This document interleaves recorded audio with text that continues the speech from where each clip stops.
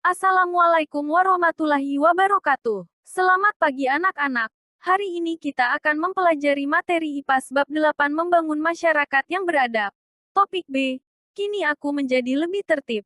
Tujuan pembelajaran pada hari ini adalah 1. Menentukan pengertian peraturan. 2. Membedakan contoh peraturan tertulis dan tidak tertulis. 3. Menafsirkan manfaat peraturan tertulis dan peraturan tidak tertulis. Contoh lain dari peraturan tertulis dan tidak tertulis. 1. Peraturan tertulis. A. Undang-Undang Dasar 1945. Undang-Undang Dasar 1945 sebagai dasar peraturan tertulis mengandung sejumlah norma dan aturan-aturan dasar serta paling pokok yang harus ditaati oleh seluruh elemen bangsa khususnya para penyelenggara negara.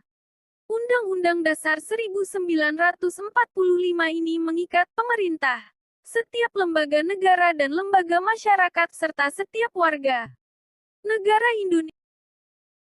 B. Peraturan pemerintah. Peraturan pemerintah adalah peraturan perundang-undangan di Indonesia yang ditetapkan oleh Presiden pada tingkat pusat. Sedangkan di tingkat wilayah dan daerah ditentukan oleh eksekutif untuk menjalankan undang-undang sebagaimana mestinya. C. Peraturan Menteri. Peraturan Menteri adalah salah satu jenis peraturan perundang-undangan yang ditetapkan oleh Menteri berdasarkan materi muatan dalam rangka penyelenggaraan urusan tertentu dalam pemerintahan. D.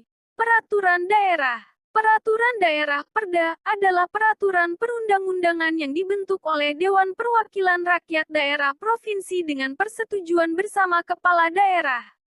Hakikat Perda sebagai sarana penampung kondisi khusus di daerah. Fungsi peraturan daerah antara lain sebagai instrumen kebijakan untuk melaksanakan otonomi daerah dan tugas pembantuan sebagaimana diamanatkan dalam UUD 1945 dan Undang-Undang tentang Pemerintahan. 2. Peraturan tidak tertulis. A. Konvensi (Convention). Secara umum, konvensi merupakan peraturan dasar tidak tertulis yang terdapat kebiasaan ketatanegaraan dalam sebuah negara. Peraturan ini memiliki sifat melengkapi, menyempurnakan serta menghidupkan kaidah peraturan perundang-undangan. Menurut Kamus Besar Bahasa Indonesia (KBBI), konvensi adalah sebuah kesepakatan atau permufakatan, terutama mengenai tradisi atau adat, dan lain-lain.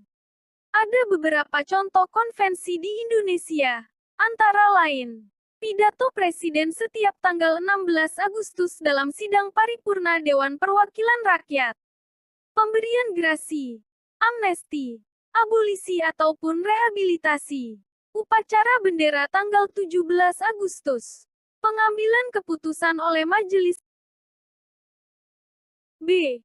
Peraturan adat. Secara garis besar, peraturan adat adalah peraturan kebiasaan yang artinya aturan dibuat dari tingkah laku masyarakat yang tumbuh dan berkembang. Sehingga hal ini menjadi sebuah peraturan yang ditaati secara tidak tertulis. C. Kebiasaan masyarakat. Kebiasaan adalah perilaku yang dilakukan secara berulang-ulang tanpa melalui proses berpikir karena perilaku tersebut adalah respon terhadap sesuatu yang umumnya adalah perbuatan sehari-hari. Contoh kebiasaan masyarakat yaitu 2. Mengucapkan terima kasih, menghormati orang yang lebih tua, berperilaku sopan santun, melakukan upacara adat, berpamitan. Kali ini kita akan membahas mengenai pengertian peraturan. Peraturan adalah suatu keharusan peraturan yang wajib dilakukan. Dengan adanya peraturan akan menciptakan ketertiban. Manfaat peraturan tertulis dan tidak tertulis. 1. Manfaat peraturan tertulis. A. Menciptakan ketertiban. B. Menjaga kesetaraan. C. Melindungi hak asasi manusia. D. Meningkatkan keamanan. 1. Manfaat peraturan tidak tertulis. A. Menciptakan harmonisasi. B. Menjaga kepercayaan. C. Melestarikan budaya. D. mengajarkan disiplin. Itulah materi peraturan yang dapat kita pelajari hari ini. Terima kasih. Wassalamualaikum warahmatullahi wabarakatuh.